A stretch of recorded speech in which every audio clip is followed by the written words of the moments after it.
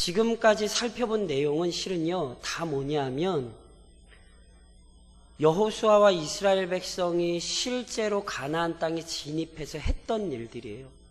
그러니까 실은 지금까지 내용은 딴 거 없어요.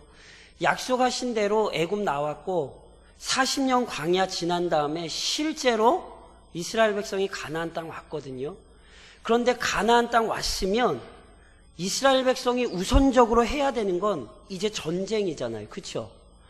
가나안 땅 들어와서 이제 가나안 족속 몰아내고 그 땅 차지해야 되잖아요. 그러니까 이스라엘 백성 입장에서 보면 제일 중요한 건, 그리고 제일 시급한 건 전쟁 준비예요. 전쟁 준비. 근데 저랑 지금까지 살펴보신 내용들을 떠올려 보시면 이거는 뭐 전쟁이랑은 전혀 상관없는 내용들이에요. 요단강 건너면서 뭐 해요? 기념비를 2개를 세워요. 그리고는 길갈이라는 곳에서 뭐 해요? 할례를 행해요. 이건 전쟁을 포기하는 일이에요. 전투력을 완전히 다 그냥 무력화시키는 행위예요. 그것만 했나요? 유월절. 우리말로 따지시면 민속에 그냥 대명절 지켰다고 생각을 하시면 돼요. 이게 다 전쟁과 상관이 있어 보입니까? 전혀 상관이 없어 보이죠. 그런데 그 일을 한다니까요. 왜요? 이스라엘 백성에게 중요한 건 땅을 차지하는 게 아니에요. 이스라엘 백성은 처음부터 하나님께서 주신 사명을 감당하기 위해 가나안 땅에 들어온 거란 말이에요.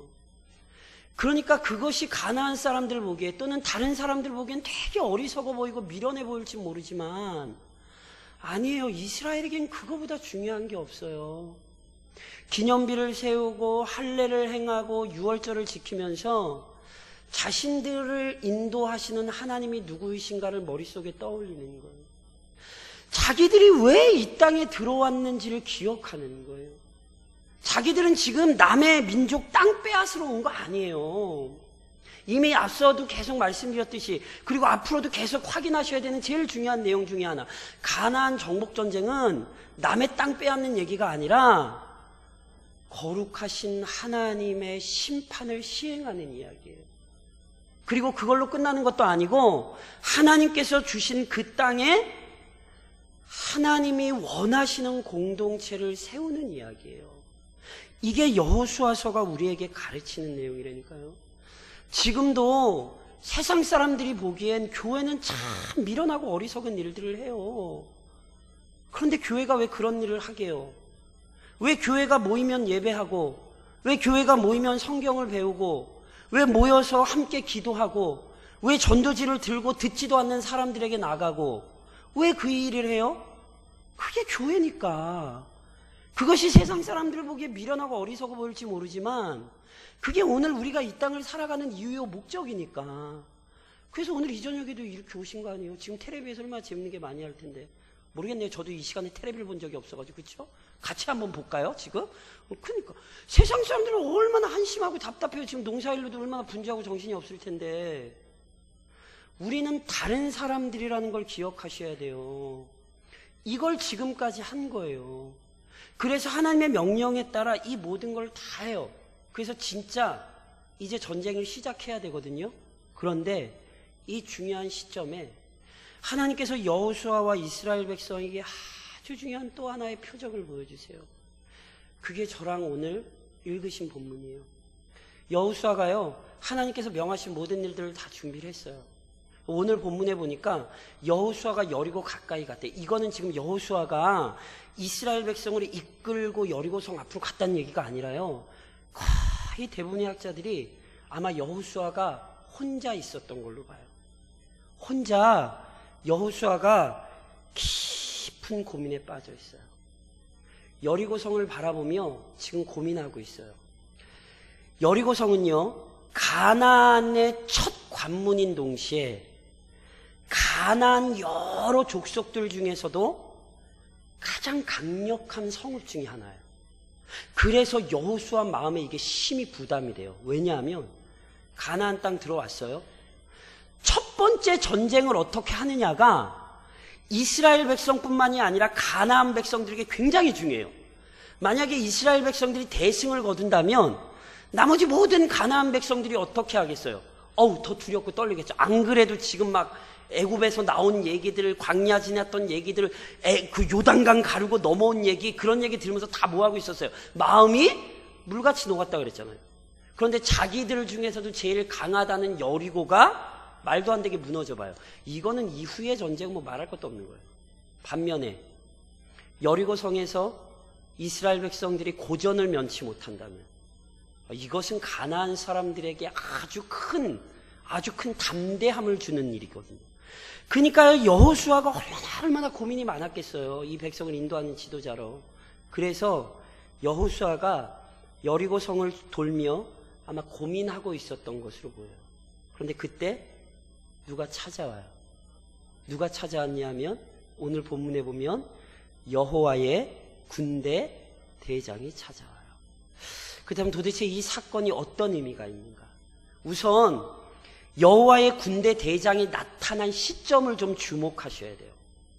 여호수아가 여호와의 군대 대장을 만났을 때 여호와의 군대 대장이 여호수아에게 이런 얘기를 해요. 나는 여호와의 군대 대장으로 지금 왔느니라. 언제 왔어요? 지금 왔대요. 지금이 언제게요? 언제는 언제예요? 지금이죠. 그렇죠? 근데 그 지금은 언제냐면 이스라엘 백성이 할례도 행하고 유월절도 행한 하나님께서 행하신 모든 일들의 순종한 바로 그때예요. 왜 중요하냐? 이스라엘 백성들이 이렇게 광야를 걸었던 일들 혹시 기억하세요? 민수기 10장에 보면 이런 말씀이 있어요. 그들이 여호와의 산에서 떠나 3일 길을 갈 때에 여호와의 언약궤가 그 3일 길을 앞서가며 그들의 쉴 곳을 찾았고, 하나님께서 이스라엘 백성보다 며칠 길을 앞서 행하셨대요? 3일 길을 앞서 행하셨대요. 이건 단지 그냥 3일 숫자를 따지는 게 아니라 하나님께서 친히 이스라엘 백성 앞에 서서 그들을 인도하셨다는 걸 보여주는 거거든요. 그러니까 실은 이스라엘 백성들은 광야에서 어떻게 살았냐면 하나님이 먼저 가시면 그거 보고 이렇게 따라서 갔어요. 그런데 하나님은 때로 이스라엘 백성에서 이렇게 앞에서 길을 여시고 그 길을 인도하기도 하셨지만 하나님은 때로 먼저 앞서 행하지 않으시고 이스라엘 백성에게 먼저 순종을 요구하신 적들이 꽤 있어요. 예를 들면 여호수아서에서 저랑 이미 요단강 건너는 거 살펴보셨잖아요. 기억하세요? 이스라엘 백성이 애굽에서 나올 때 홍해는요, 모세가 홍해를 향하여 지팡이를 내밀 때 홍해가 갈라졌잖아요. 그렇죠? 그래서 이스라엘 백성 앞에서 홍해가 쫙 갈라지고 난 다음에 그 다음에 이스라엘 백성이 건넜거든요. 근데 요단강 그렇게 안 건넜던 거 기억하세요? 이스라엘 백성 앞에 요단강이 범람하고 있었어요. 언제 넘칠지 모르게 넘실대고 있었어요. 그때 어떻게 건넜죠? 제사장들이 언약궤를 메고 넘실대는 요단강으로 들어갔어요. 요단강에 발을 잠그자 그때 요단강이 갈라졌죠.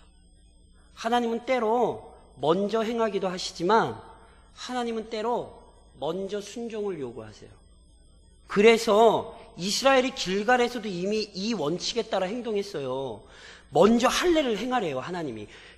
이거는요 그냥 목숨 내놓으란 얘기예요. 이거는 바보 같은 짓이에요. 근데 봐요, 이스라엘 백성이 할례 받았죠? 그리고 유월절도 지켰죠? 먼저 순종했잖아요. 그랬더니 그때 어떤 일들이 있었어요? 가나안 사람들이 공격했어요? 못했어요? 공격 못하잖아요. 오히려 두려워 떨고 있었잖아요. 그걸로 끝났나요? 보세요. 여호와의 군대 대장이 와서 이스라엘 백성에게 위로와 힘을 주는 거예요. 걱정하지 마라. 내가 너희와 함께하고 있다. 순종할 때 이전에 몰랐던 하나님의 길들이 열리고요. 순종할 때 이전에 경험하지 못했던 평안을 경험해요. 이것을 굉장히 잘 보여주는 사건 중에 하나가 뭐냐면요, 아브라함이 이삭 잡는 거예요.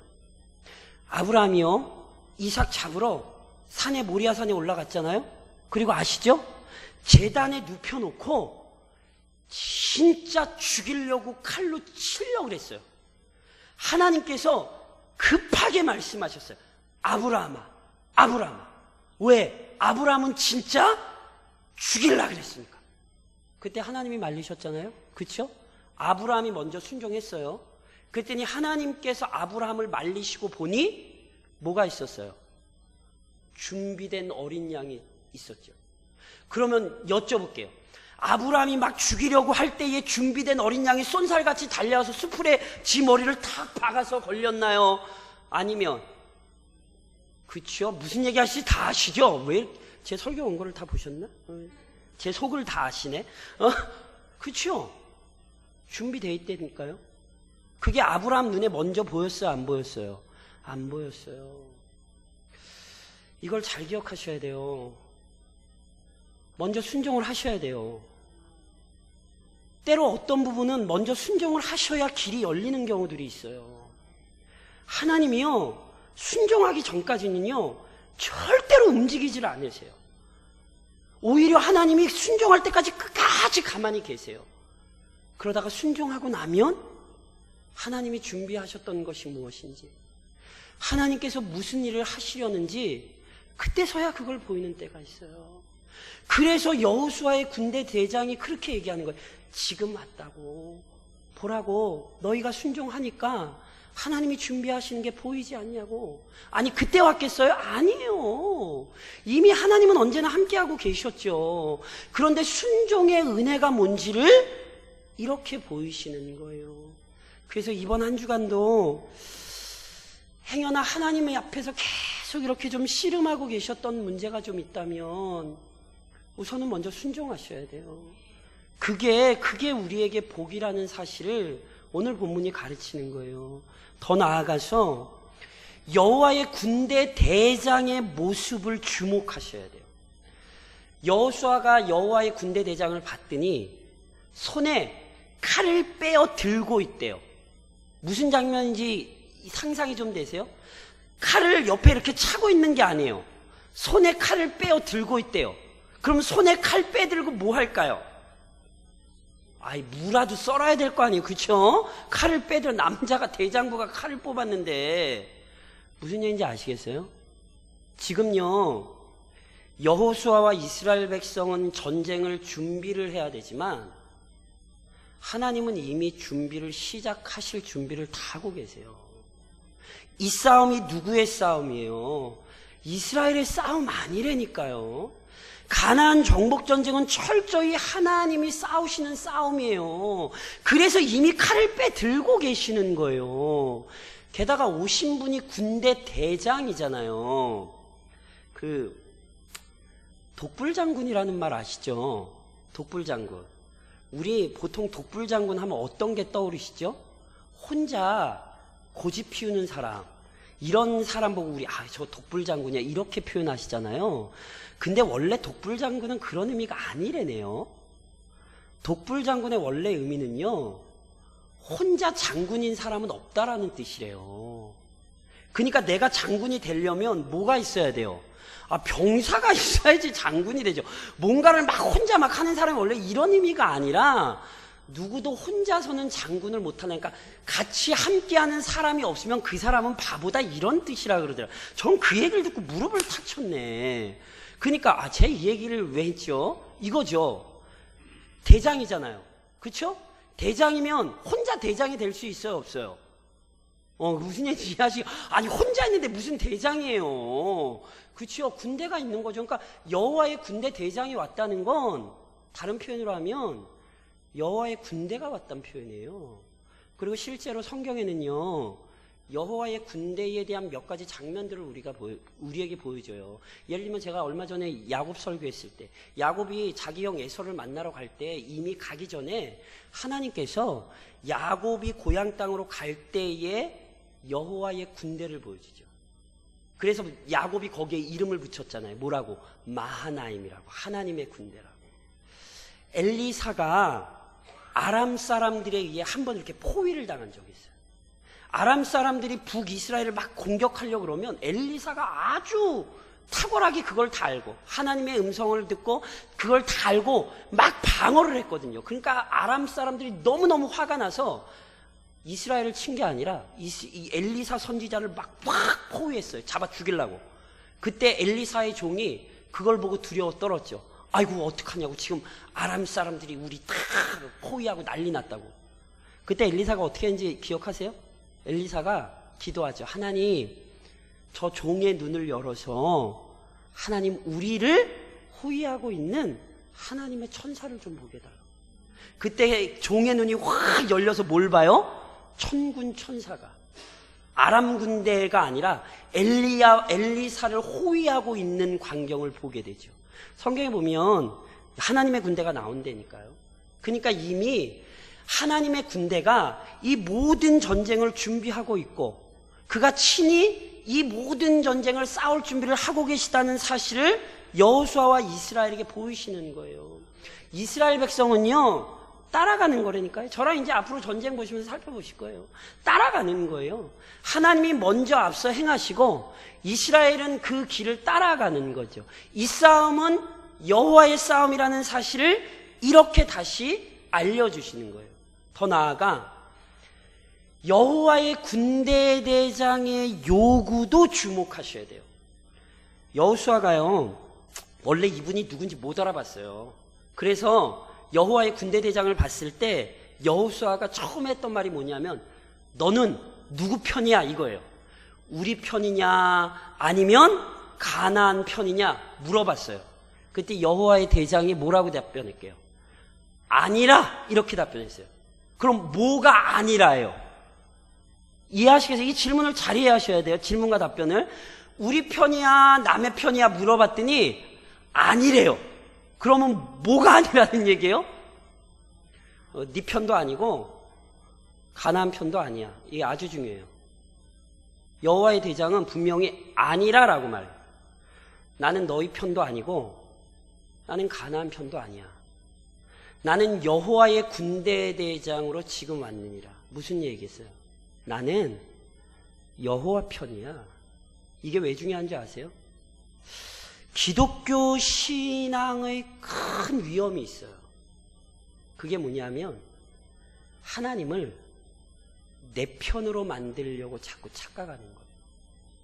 그러시면 안 돼요. 하나님은 누구의 편도 아니에요. 하나님은 자존하시는 분이고 하나님이 왕이에요. 그러니까 지금 여호와의 군대 대장의 말은 무슨 얘기냐면, 나 여호와 편이거든? 너 누구 편 할 거야? 이렇게 되물으시는 거예요. 제가 이렇게 설명을 좀 해볼까요? 우리는 하나님을 도와주신다는 표현을 자꾸 어떤 하나님이 나를 거들어 주시는 분, 또는 하나님께서 내게 어떤 내 무슨 삶을 이렇게 알아서 그냥 해주시는 분, 이런 식으로 이해를 좀 하시는 경우가 있는데, 이게 굉장히 위험한 거라니까요. 쉽게 좀 이렇게 설명드릴까요? 우리 자녀들이 다 군대 갔다 오시고 하셨겠지만 다 아실지 모르겠네요. 아들 군대 보낼 때 총 어디 가서 사셨어요? 안 사셨어요?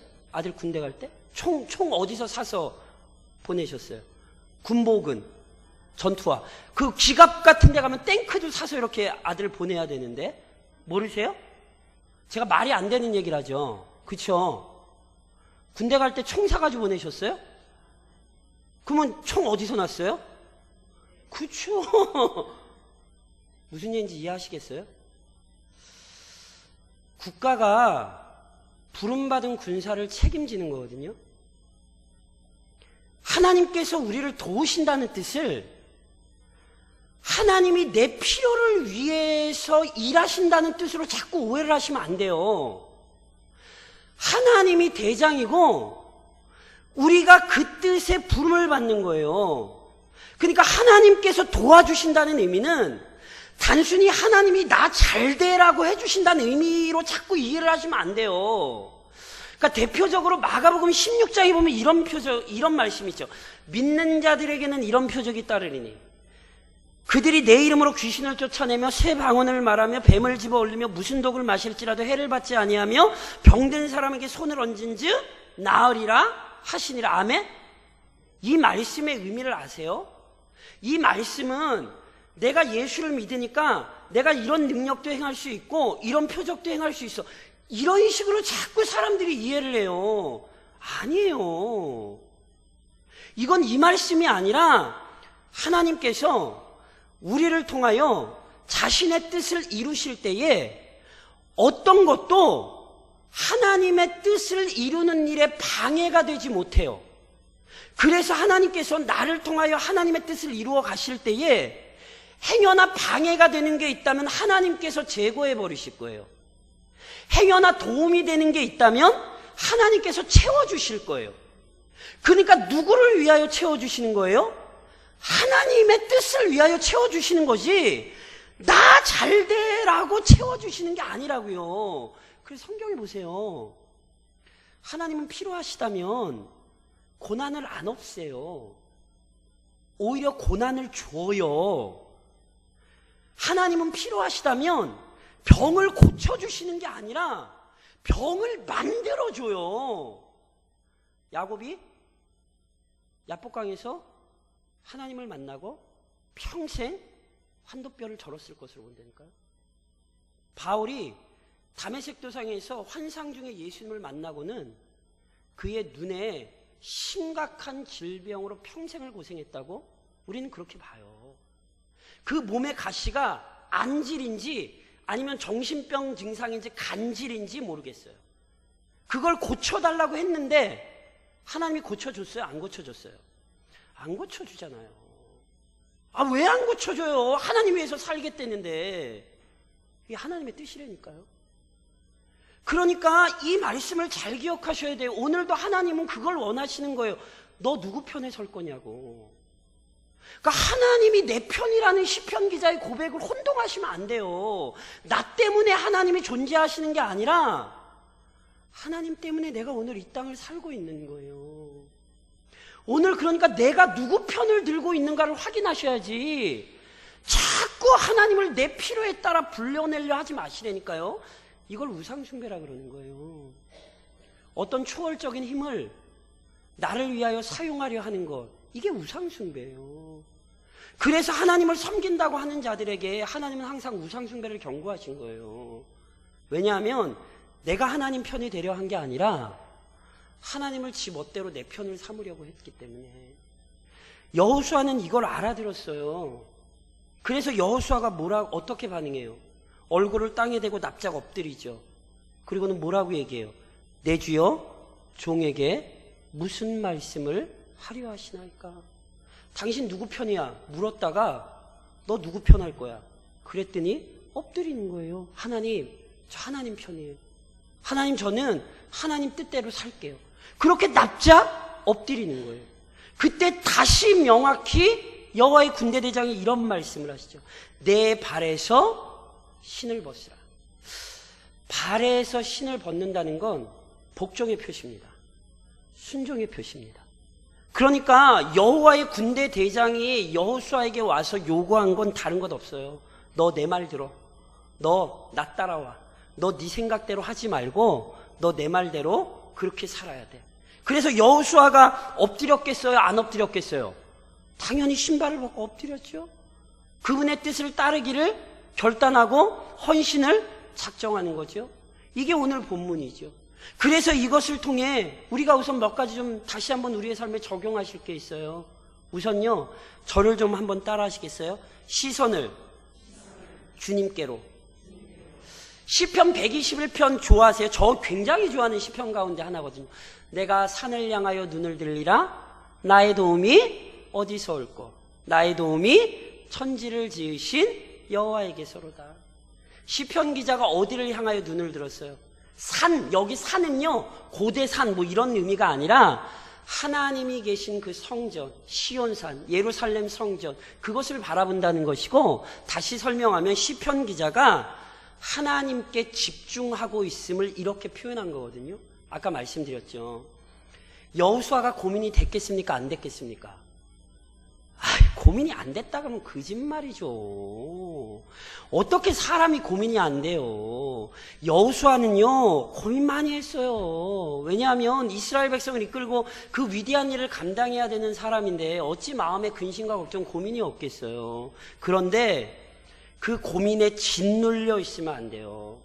많은 학자들이 오늘 본문에서 여호와의 군대 장관이요, 여호수아를 마주대하고 섰다 그러거든요. 그 의미를 이렇게 생각해요. 여호수아가 원래는 뭘 보고 있었죠? 여리고성을 보고 있었거든요.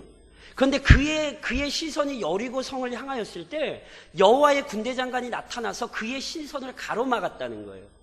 그러니까 무슨 얘기예요? 너 여리고성 쳐다보고 있지 마. 너 나봐. 이래서 마주섰다는 거예요. 우리는요, 고민에 너무 집착할 때가 많아요.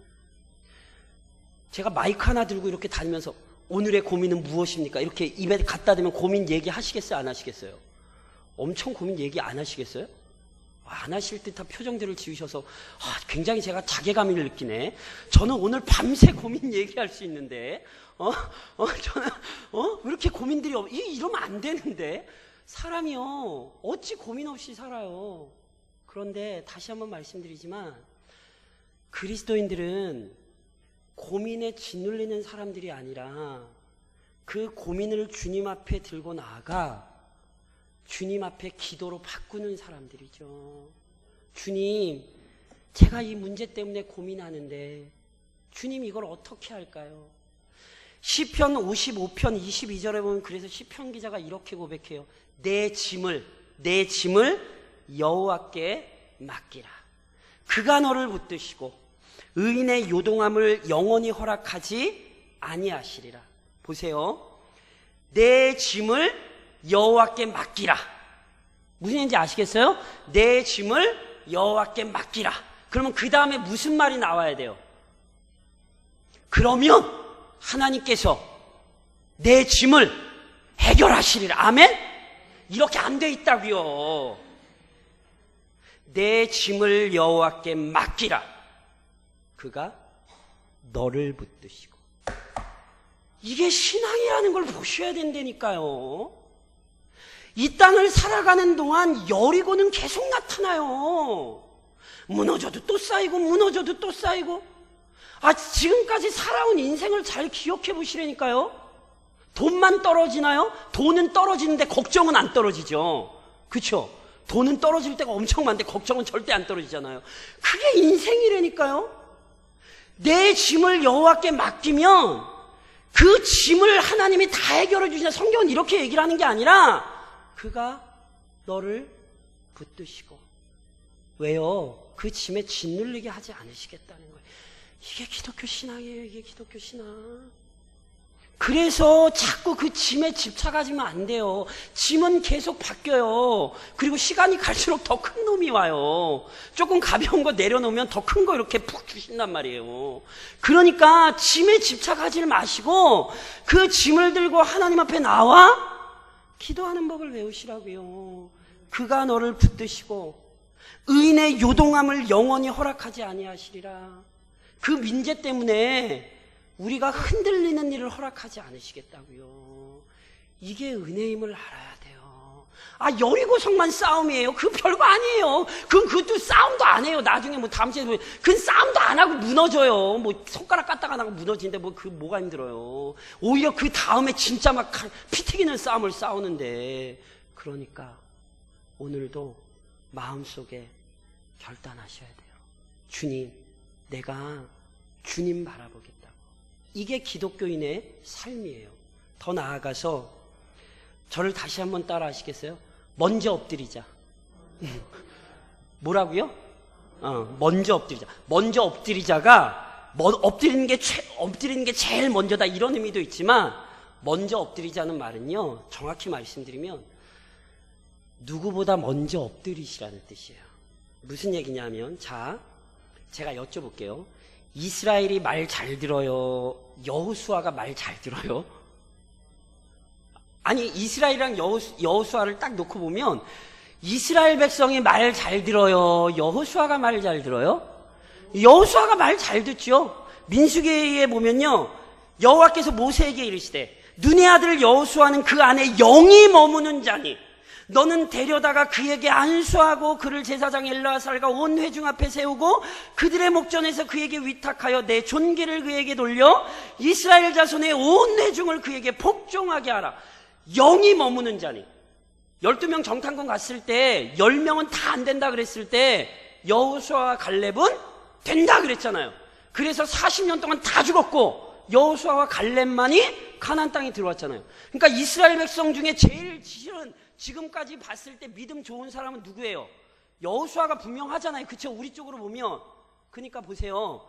군대 대장이 좀 나타나시려면 여호수아가 혼자 고민할 때 말고 여호수아가 혼자 고민할 때 말고 길갈에서 할례 받고 막 다 기다리고 있을 때 6월절 지키고 났을 때 여호와의 군대 대장이 전체 모여! 그래가지고 이스라엘 백성이 다 모이게 해놔.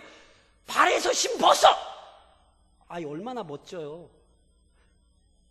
저만 성경을 그렇게 읽나요? 아니, 저 같으면 그럴 것 같아요. 아니, 여호수아는 안 나타나도 순종할 사람이에요. 여호수아는 처음부터 하나님께서 그의 마음에 확신을 주셨잖아요. 강하고 담대하라. 그쵸? 아니, 처음부터 여호수아는 복종을 작정한 사람인데 뭐 하려고 여호수아 앞에 또 나타나요? 근데 아세요? 이게 신앙의 원리예요. 무슨 얘기인지 아세요? 신앙의 원리는 공동체에서 항상 지도자들이 먼저 굴복해야 돼요. 여호수아라고 발에서 신을 벗을 필요가 없나요? 아니에요. 오히려 그가 지도자에게 발에서 신을 빨리 벗어야 되는 거예요. 그래서 하나님은 먼저 여호수아에게 얘기하신 거예요. 너부터 신발 벗어. 이렇게 되는 거예요. 이게 신앙의 원리요 질서라니까요.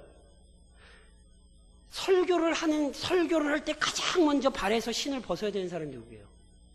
저예요, 설교자. 제가 이 설교를 준비하며 제 발에서 먼저 신을 벗지 않으면 절대로 설교가 성도들에게 은혜가 될 수 없어요.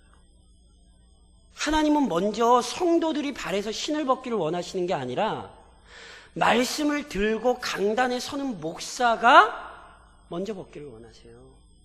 이게 신앙의 질서라니까요. 조금 다른 말로 말씀드리면 가정에서 신앙의 가장이 먼저 신을 벗어야 돼요. 무슨 얘기냐면 남편이 예수를 잘 믿을 수 있어요. 그런데 남편이 예수를 잘 안 믿고 아내가 예수를 믿을 수 있잖아요. 그러면 그 집안의 신앙의 가장은 누구예요? 아내인 거예요. 부모님이 예수를 안 믿고 뭐 제일 큰 딸이 예수를 믿을 수 있어요. 그러면은 그 집의 신앙의 가장은 누구예요? 큰 딸이에요. 그 큰 딸이 먼저 발에서 신을 벗어야 되는데 발에서 신을 맞죠? 신에서 아닌데 발에서 신을 벗고 먼저 굴복을 해야 돼요. 그래야 그 가정에 은혜의 강물이 넘치는 거예요. 제가 누님이 말씀드리잖아요. 성도들이 자꾸 오해를 하는 게 있어요. 그게 뭐냐면 저 양반은 믿음이 안 좋으니까 저 양반 신앙을 견고하게 해야 돼. 맞아요. 그런 게 없는 게 아니에요. 그런데 교회가 견고히 세워지는 것은 신앙이 좋으신 분들이 먼저 견고히 세워지고 나면 세워지는 거예요. 연약한 사람들이 따라오는 거지 연약한 사람들이 교회를 이끌고 하지 않아요. 이게 신앙의 질서라니까요. 그래서 하나님이 먼저 여호수아에게 이 명령을 내리시는 거예요. 그러니까 보세요. 제일 먼저 발에서 신을 벗는 사람이 이게 믿음이 좋은 사람이에요. 그리고 이런 사람이 되시는 게 복이에요. 그러니까 내가 있는 곳에서 먼저 겸손한 자가 되세요. 먼저 하나님께 엎드리는 자가 되세요. 그러면 이후에 문제가 풀린다니까요. 그러니까 자꾸 다른 사람에게 책임을 전가하거나 다른 사람에게 문제의 실마리를 넘기지 마세요. 이거 내가 하나님 앞에 회개해야 되는데 이걸 아는 사람이 이게 우선순위예요. 먼저 엎드리는 사람이 큰 은혜를 받은 자이고 먼저 엎드린 사람을 통해 하나님은 일하시는 거예요. 그래서 여호수아에게 먼저 나타나시는 거죠. 더 나아가서 마지막으로 저를 따라하십시오. 한 마음으로 따르자. 한 마음으로 따라야 돼요. 누구를 따라야 되게요? 여호와의 군대 대장을 따라야 돼요. 아멘. 여호와의 군대 대장 어디 계십니까? 있어야 따를 거 아니에요. 그렇죠? 여호와의 군대 대장 어디에 있습니까? 거기 뒤에 있어요, 권사님? 집사님, 우리 홍영미 대장께서 여호와의 군대 대장하고 있어요. 오늘 본문에 아주 중요한 얘기가 몇 가지 나와요. 뭐냐 하면, 여호와의 군대 대장을 여호수아가 봤습니까? 안 봤습니까? 봤지요? 그러니까 눈에 보여요? 안 보여요? 눈에 보여요. 사람이 볼 수 있는 형태로 나타나셨어요. 게다가 여호수아랑 말도 하셨어요. 그렇죠? 그런데 이분이 와서 칼만 빼들고 서 있었던 게 아니라 말을 하시면서 분명히 여호수아에게 뭐라고 말씀하셨냐면, 너 발에서 신 벗어. 왜냐하면 너 있는 곳 거룩한 곳이야. 이렇게 말씀하시거든요. 근데 이 말씀 어디 떠오르지 않으세요? 그렇죠. 원래 이 말씀이 어디 나오는 말씀이냐면, 하나님께서 호렙산 시내산에 강림하셔서 가시떨기 나무에 하나님이 임하셔서 모세 부를 때 하신 말씀이에요. 그러니까 이 말씀을 하실 수 있는 분은 누구 외에는 없어요? 하나님 외에는 없어요. 이거 하나님의 말씀이에요. 너 발에서 신 벗어. 너 있는 곳 거룩한 곳이야. 이 말씀을 하실 수 있는 분은 하나님이란 말이에요. 그러니까 결론적으로 여호와의 군대 대장은 누구란 얘기예요? 그렇죠. 이해하시겠어요? 그런데 보세요. 성부 하나님은 거룩한 영이시잖아요. 우리의 눈으로 볼 수 없어요. 그런데 이분은 우리가 눈으로 볼 수 있는 가시적인 형태로 나타나셨어요. 그것도 여호와라고 얘기를 안 하세요. 여호와의 군대 대장이라고 얘기를 하시죠. 그러니 분명 여호와와 다른 분이에요. 이분이 누구예요? 이분은 바로 야복강에서 야곱을 붙들고 씨름하셨던 분이죠. 바로 성육신 하실 우리 주 예수 그리스도입니다. 그래서 제가 이미 말씀드렸듯이 이미 구약에 예수님이 나와요. 예수님으로 안 나오지만 하나님의 권위를 가지고 그가 성육신 하실 것을 우리에게 알리시며 그렇게 친히 나와요. 그래서 실제로 신약 성경은 우리의 지도자가 예수님이라고 표현을 하잖아요.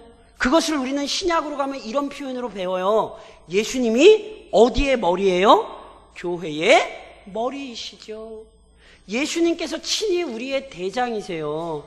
그래서 사도 바울 선생님이 우리를 군사로 표현을 하잖아요. 실제로 에베소서 6장은 우리가 악한 사단과 전쟁하고 있는 군사들이라고 우리에게 알려주잖아요. 그 모든 전쟁을 이끌고 계신 분이 누구예요? 우리 주님이죠. 그래서 보세요. 교회는요, 항상 마음을 모아 주님 뜻에 순종하기 위해 노력을 해야 돼요. 우리의 지도자는 사람이 아니에요. 담임 목사가 교회 주인이 아니고 당회가 교회 주인 아니에요. 성도들이 교회의 주인 아니에요. 그렇게 생각하시면 안 돼요. 교회의 주인은 우리 주님이세요. 그러니까 우리 주님 앞에 우리 모두가 머리를 숙이는 거라니까요. 어느 누구도 교회에서 마치 자기가 주인인 것처럼 행세하면 안 되는 거예요.